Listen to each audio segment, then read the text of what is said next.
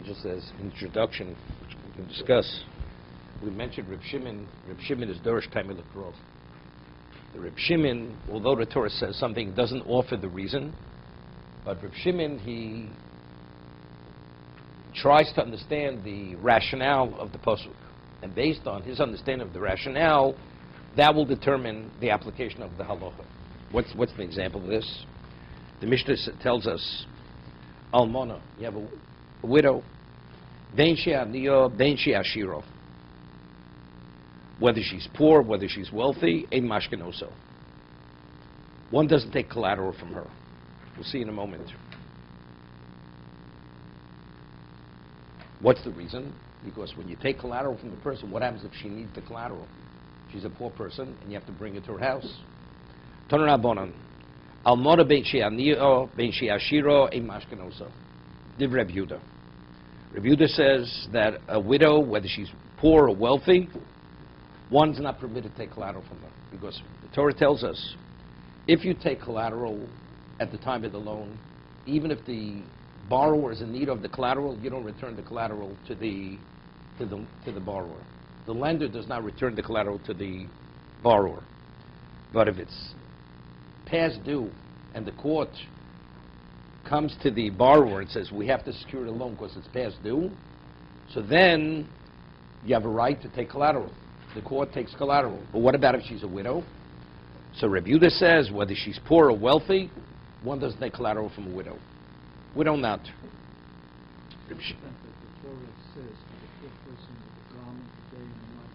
That's exactly it. To a woman doesn't apply. That's why. The reason is because since the Torah says it does not apply to women, even if you don't have, even if she's a wealthy woman, you don't have to return it to her. The Torah says a widow, one does not take collateral. She's exempt from this. If at the time of the loan you predicate the loan on collateral, so good. She's not receiving the loan unless she gives collateral. Here it's past due, the court take collateral. If she's a widow, the court does not collateralize the loan at that point. Reb Shimon Omer, Reb Shimon differentiates. Ashira mashkenoso. If she's a wealthy woman, the court does take collateral. Aniyo ein mashkenoso. Yeah? But if she's a poor woman not. Why do we differentiate between a rich woman and a poor woman? The reason why one doesn't take collateral from a poor woman,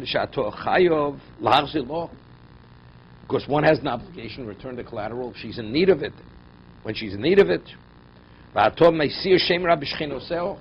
she has no husband. So if you return the collateral, and let's say you come to her home, people say there's something going on between the lender and the borrower, the woman. So because people may start talking that something's inappropriate is going on between the two of them, therefore the Torah exempts the woman from giving collateral. That this scenario can never come about. So Reb Shimon says, and so Reb Shimon gives us an understanding. Why does the Torah not want you to take collateral from the widow? Because you may have to return the collateral. So who do you have to return the collateral to a poor woman? But if it's a wealthy woman, one doesn't have to return the collateral. So therefore, a wealthy woman, one does take collateral, and the poor woman, one does not take. Okay? Lememra. So what do we deduce from this argument between Reb Yehuda and Reb Shimon? The Reb Yehuda lo dorish taimei l'krov. Reb Yehuda doesn't delve into the understanding, what's the rationale of the Torah? Why does the Torah say one doesn't take collateral from a widow? So if one doesn't delve into the rationale, we don't differentiate whether it's a poor woman or a wealthy widow. Torah says one doesn't take collateral. Reb Shimon dorish taimei l'krov. Reb Shimon, he interprets, gets involved in the rationale of the halacha, and therefore he makes this differentiation between a widow, whether she's a poor woman or a wealthy woman. So a wealthy woman, where this concern has no relevance, so therefore you do take collateral. Poor woman, not. This is Reb Shimon's position. So it's a question, but we learned to the contrary. We're the same Gemara in Sanhedrin. Tanya, a king is not permitted to marry more than so many wives. Why aren't you permitted to marry more than so many wives? Which are 18 wives, maximum. What's the reason? Because it says, Lo yosel levavo, because they somehow could have influence on him. So there's an argument that says, Lo yarba lo noshim, Reb Yehuda omer, marbehu, ubelavad shlo yu mesiris es libo. He could take as many women as he wants, as long as they have no influence over him. They do not influence his heart. Reb Shimon Omer, afilu achas. V'mesiras libo haris luseno. Even one woman, one wife, if she should have that degree of influence over her, he's not permitted to marry her. So if that's the case, so what's the Torah telling me? That he's not permitted to have more than a certain number of wives? Afilu kavigail, even a woman of the quality of Avigail who does not influence him, more than that number is not permitted. If it's one wife, Reb Shimon says, even one is too many. And if it's multiple wives, even if they don't, more than that number he's not permitted to have. That's the argument of Reb Shimon and Reb Yehuda. So what do we see from here? Reb Yehuda is of the opinion that if a person has more than the number, they may influence him. So he's actually evaluating, why does Torah not want you to have more than so many wives? Because they may influence you. So he's Dorsh time in the Crow, Reb Yehuda. Reb Shimon says no. If it's one is too many. And if it's multiple, even if they don't, you're not permitted. So Reb Shimon there is not delving and trying to get into the rationale of the Torah. So how do we reconcile the two halachas by mashkon and by marrying women, the king marrying more than so many wives? So on that the Gemara says, L'olam Reb Yehuda lo Dorsh time in the Crow. Reb Yehuda, his approach is, he does not delve into, try to understand the rationale of halacha. The rationale, our understanding is irrelevant to what the halacha is. The shiny hocha, but in regard to a wife marrying women, there's a difference. The meforish kro, because over here the Torah says something which seems to be unnecessary. It says, V'lo yarbelo noshim. It says you should not have more than so many wives. You should not have an abundant number of wives. V'lo yosur. And then the Torah says, and they should not influence him. They should not influence his heart. My time lo yarbelo noshim. So evidently, what the Torah is explaining why she did not have more than so many wives. Bishum lo yosur. So the Torah, this is the way Reb Yehuda is interpreting Torah. It's not his rationale of what the Torah is saying, but rather the Torah is saying that. Lo yarbelo noshim v'lo yosur levavo. Why should you not have more than so many wives? Because you have to have more than that number, they can influence you. That's what the Torah is saying. Reb Shimon says, Michti ba'alma darshinon. Normally, if the Torah wouldn't have said v'lo yosur levavo, I'd understand that. Why should you not have more than so many wives? Because they can influence you. So if that's the case, lo yosur levavo is superfluous. According to Reb Shimon, that you normally dorish time in the crow, that you try to understand the rationale of the Torah. So even without the Torah writing v'lo yosur levavo, we understand that. The reason why you should not have more than so many wives, because if you have that many wives, more than the minimum number, they will influence you. No, that's Reb Shimon always. No. Reb Shimon is able to understand whatever that is. That's a separate discussion. How does Reb Shimon understand what the Torah is exactly? What is the rationale? But Reb Shimon is saying no, he understands what the rationale is. If you have too many wives, they'll influence you. So if they can influence you, what does that have to tell us? V'lo yosur levavo. It's totally superfluous. The Torah didn't have to write it. Time of the crow, right? Reb Shimon michti ba'alma darshin time of the crow. Lichtov rachmana lo yarba lo bina lo yosur. It will be sufficient Torah to write lo yarba lo noshim, and I understand the reason is because they may influence him. If you have more than so many wives, vana yodano, and I would know my time lo yarba, mishum lo yosur. The reason why you should have not more than that number is because lo yosur, because they will influence his heart. So lo yoskas rachmana lomali. So what is to write lo yosur? Afilu achas umesiras levavo hareza lo yiseno. The Torah is saying even if there's one, but if we're concerned that he may have influence over him, regardless of what he believes, he's not permitted to marry her. So multiple wives, more than we say, we'd understand that. More than that number, even if they're not of that type that they will influence you, we're concerned they may influence you. But if you have as few as one, there is a concern she may, you're not even permitted to marry one. According to Rabbi Yehuda, you're permitted to marry the one. You're permitted to marry the one. Because if he feels she won't, we're not concerned. Himself or others. I mean, let's say Bezdin feels that woman, she's going to have influence, then, Reagan, Gene Dixon, that was his advisor. That was how Reagan ran the country. So if that's the case, if that's his wife's astrologer, she doesn't qualify as a wife. That's the difference between a president and democracy. Democracy and a king. No. Why don't we learn from Shlomo Melech? Shlomo Melech, who was the wisest of them, and he decided they're not going to influence him, but Torah says they influenced him, they did influence him. So why this whole discussion? Okay, we'll leave Shlomo Melech some other time. Rabbi, they all say that the reason for, I think they say the reason for this is that the wives will become rivals with each other and will resort to witchcraft, idolatry, and that could ultimately bring that into the home of the husband, influence the home of the husband. That's why it's not a good advice. See, this is specifically a king. On a personal level, you want to be smart. Act responsibly. It's not a good idea. Right? We don't have to talk about 18 wives or so many more wives. I mean, it's a machlokas in the Mishnah. How many wives? What's the minimum? What's the maximum? Even with two, there's this risk. What the Mishnah says they're called tzoros. Co-wives are called tzoros because they're rivals. They create a problem. So I can understand that when you go from 1 to 2, there's this concern. Okay? So maybe there's an upper limit. So that I understand. But as I understood the rise of what you just said, Mishnah that you just said, even 1, if there's something that's wrong. No, not because of rivalry. She will influence you. The influence that we're talking about, Negative influence. is this negative influence bringing this into the home.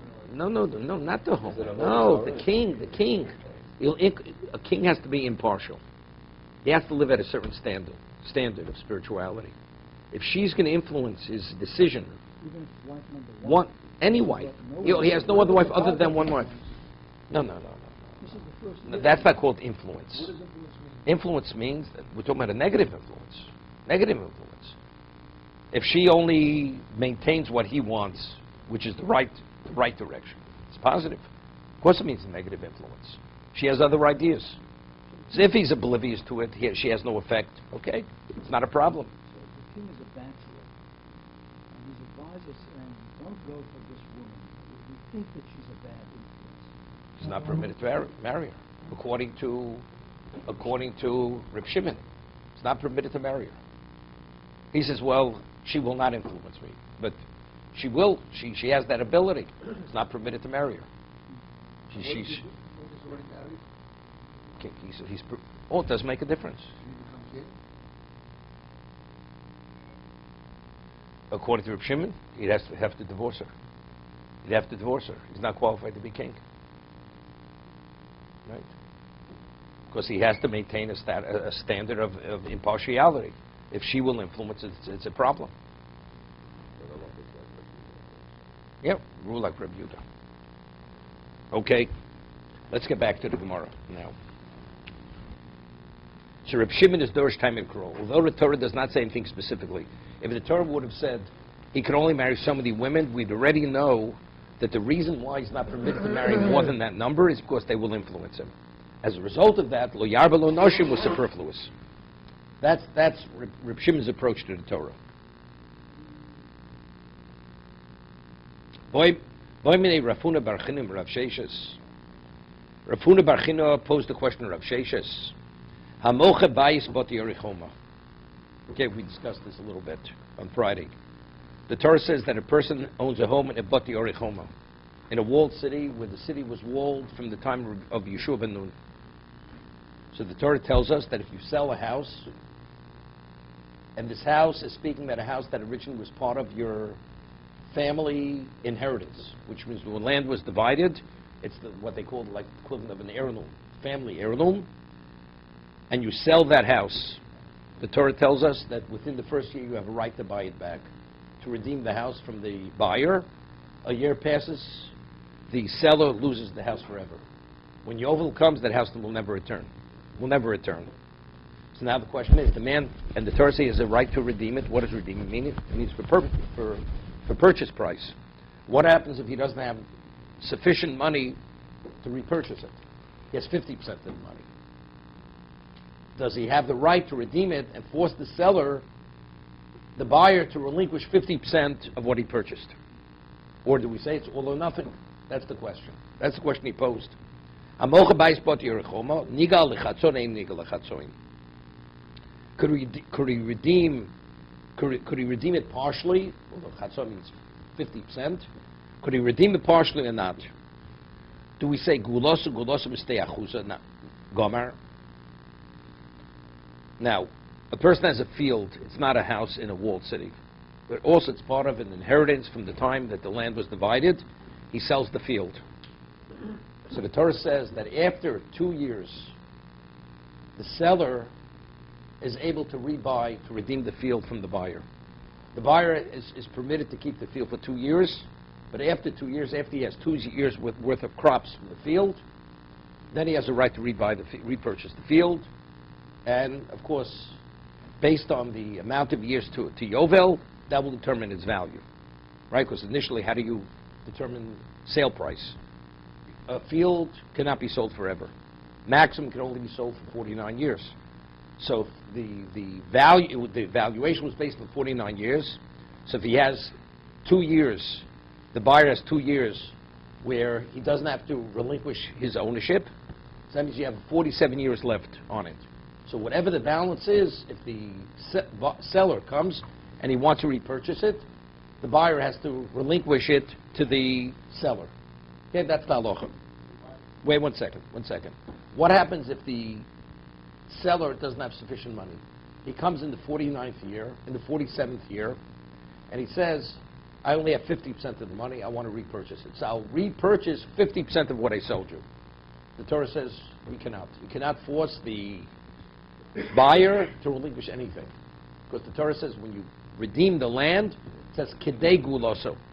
It has to be the full value of whatever the value may be. If it's not, it's all or nothing.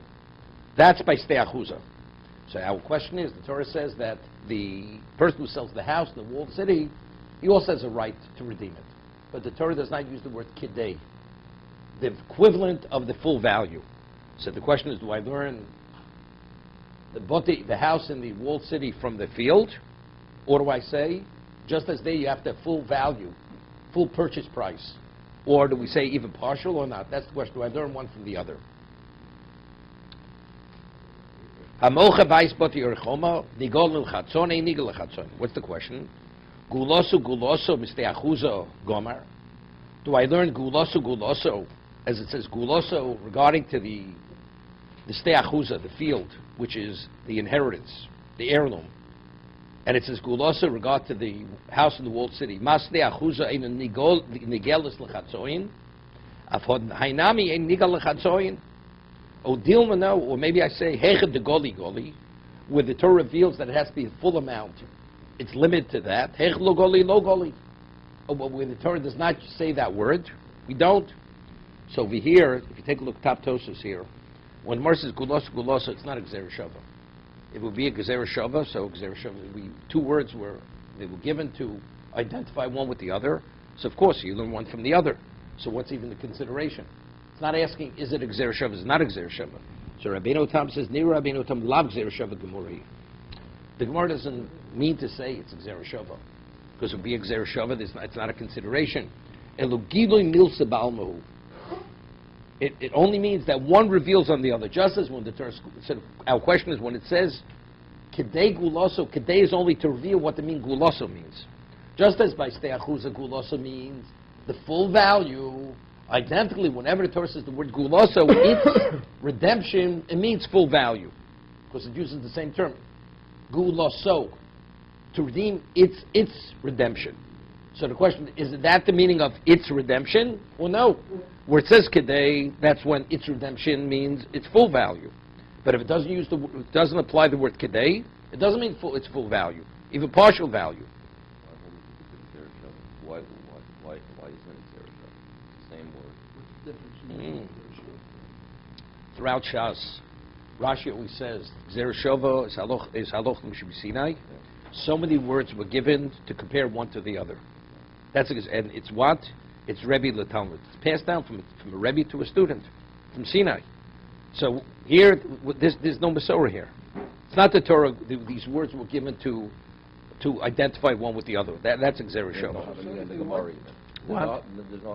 Not even it's not a Gzera. That's what Rabbeinu Tam is saying. If they wanted us to learn one word from the other, then they would have made it Gzera Shova. If they didn't, then maybe we shouldn't learn from one from the other. So that's what Rabbeinu Tam is going to explain. We're now learning one from the other. What is when it says Geula So? What is the meaning of Geula So? If the Torah would have never written the word Kedei by one of them, Kedei Geula So means it's full redemption. If Torah wouldn't have written that word Kedei, Geula So means it's redemption. Whatever you pay. Whatever you pay to redeem it. So if you pay 50%, you get 50% of the land back. Whatever the percentage is, that's what you get back. But the Torah in one instance writes, Kedei Guloso. So that's our question. Is Kedei telling me, reveals from what the meaning of the word Guloso means? Its redemption means Kedei. So therefore now I know wherever it says Guloso means, it means full value. Or would I say no? When the Torah writes Kedei, that's when Guloso means full value.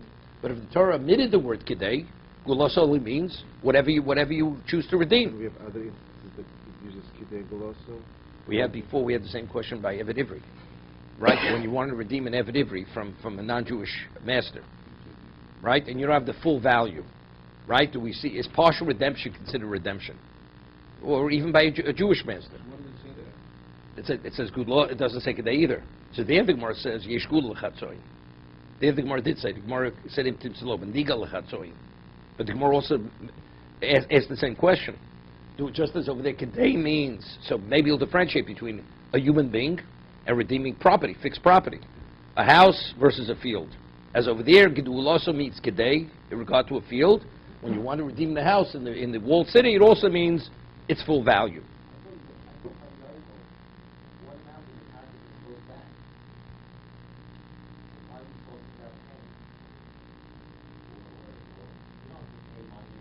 No. Here you want to redeem before the yoga comes. What does a person normally sell land? Not one person's in the real estate business, right? This is his family heirloom. Why is he selling? He's hard pressed for money, so he's forced to sell his field. 20 years after the sale, somehow he recoups what originally he had lost. Now he has the means to repurchase the field. Could this buyer say, you wait till Yovel. When Yovel comes, I'll give it back to you. Could he tell him that? So the Torah says, if you have its full value from now to Yovel, the buyer is forced to relinquish his rights and sell it back to the seller. But let's say he has 50% of its value. The 20 years, he only has the value 10 years worth of capital to repurchase. The man says, no, I'm not selling it back to you. He says, either it's all or nothing. And he could deny him the right to regain the possession of his property. That's by a field. Now we're discussing what about a house? Because a house is different. If you don't repurchase it within the first year, you lose it forever. And that's where the Gemara is going to get involved in Dorish time of the Crow. Because maybe you'll differentiate. A field where ultimately it's going to come back to you in Yovel. So that's the reason why the Torah says partial redemption not, and you're not even permitted to borrow to redeem. But a house in a walled city where it's now or never, because if you don't redeem it within the first year, you lose it forever. First thing, maybe that's the reason why we allow you to borrow to redeem. And not only that, even a partial redemption would be considered. That's the reason why we'll differentiate maybe between the house in the walled city and the field, which is the part of the family heirloom, family inheritance. That's the question. So Tosa says over here, it's not a Gzera Shova Rabbeinu Tam, Elo Gilui Milsa Malmhu. The Gzera Shova Gemurahik, because if this is considered Gzera Shova, came my Komar Udim Lukulamri Luchum Loamri, this is before Be'evid Ivri. Came David Gzera Shova Bein Lukula Bein Luchurma Isul Meime Then Gzera Shova Lemechso. I mean Gzera Shova, it's etched in stone, it's the equivalent of explicit. Well, what is written by one situation applies to the other. So evidently, clearly, from the Gemara's considering it in one context, not another context, it clearly says that this is not Gzera Shova, but rather one is to reveal on the other what is the meaning of the word.